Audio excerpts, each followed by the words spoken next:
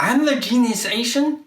Welcome to the Genius family. If you want to advertise your business or are in a car caravan celebration or protest, here are the easiest and cheapest ways to put up your sign. This is packaging paper. Put one side of the paper in the door, close it, put the other end in another door. See? Here we have an advertising banner. For this big cardboard sign, poke a hole in each of the four corners and tie one end of a rope or shoelace to each hole. Put the lower shoelaces or ropes along the bottom of the doorways and close the doors.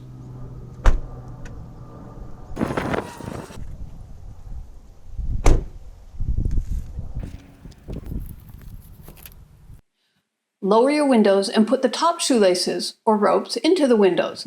Power the windows up. Pull the shoelaces to adjust the position of the sign.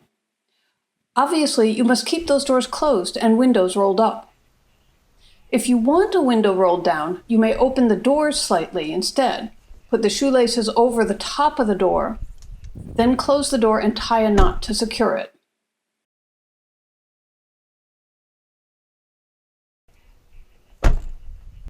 If it is windy, you can tie the lower laces to the seat or to any object, such as this wood block.